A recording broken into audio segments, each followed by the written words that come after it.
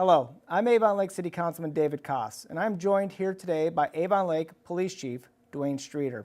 And today we are going to be speaking about a very serious issue that affects not only the city of Avon Lake, but all cities throughout the region.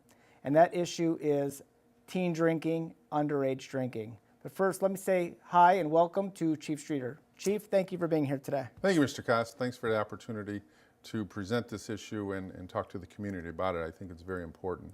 It is a very important issue, and it's one that's often forgotten about.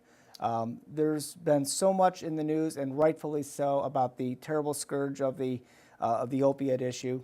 But we cannot take our eye off the ball that in most cases, addiction begins through alcohol. It truly is a gateway drug. And it's been that way since we were in high school, and our parents were in high school, and their parents were in high school. And recently, the city of Avon Lake, as you know, and the Safety Committee, has worked to modify our current underage drinking law. And we call this law the Social Hosting Ordinance. And what we did with the city of Avon Lake is we modified the law, and it is section 612.02B. And we modified it as following. We added two simple words, and I'm going to read you the sentence that we changed, then we're going to speak more about what that means. The new law reads, "No person who is the owner or occupant of any public or private place shall knowingly or recklessly allow any underage person to remain in or on the public or private place while possessing or consuming beer or intoxicating liquor." Sounds very simple. And what the city of Avon Lake did is we added two words, as I mentioned. The two words were recklessly and private. Prior to that, the law read just as the state code does, that no person shall knowingly provide in a public place. We have added private and recklessly.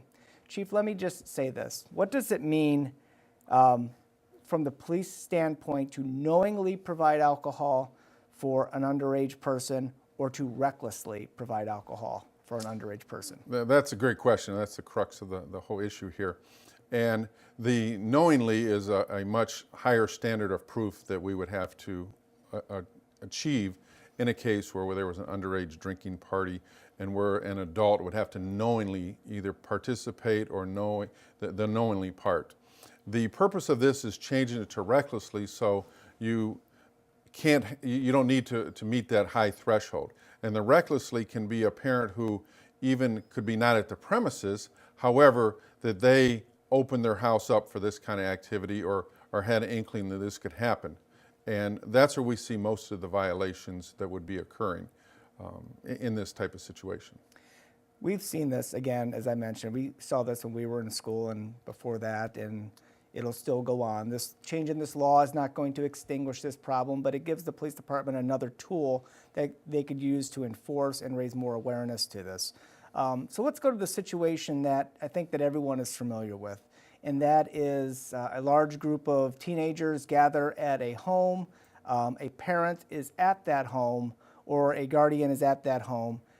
There's teen drinking going on, somebody calls the police, or the police notice this large crowd out front with some behaviors going on. The police stop by, the parent answers the door, they see children drinking or underage people drinking in the background, and the parent then says, "I didn't know this was happening.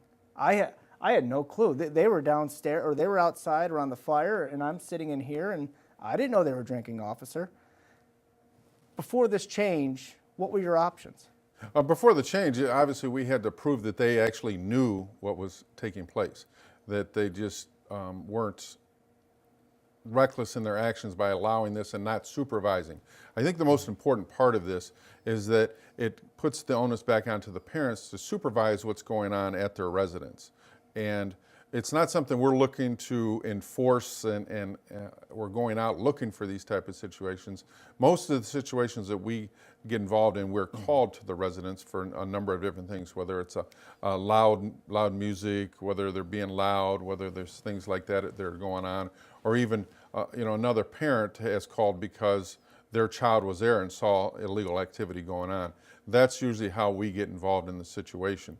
To show that the parent would knowingly it's a very difficult to overcome. And like I said, what we're trying to achieve with changing this ordinance is more community awareness, more awareness to these parents that you are in fact responsible for what's going on at your house.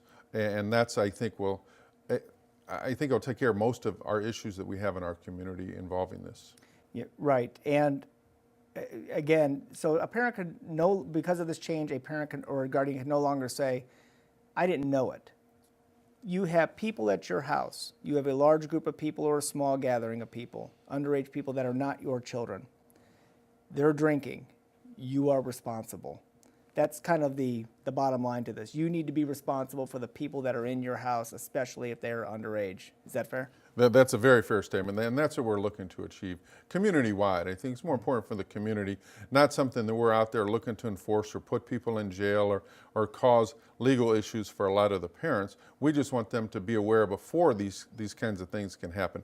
Because as a parent, you might not totally know, but it's your responsibility to get involved and be involved in these things. When your child says, hey, can I have a couple of friends over, next thing you know, there's 30, 40 people at your house, something's amiss.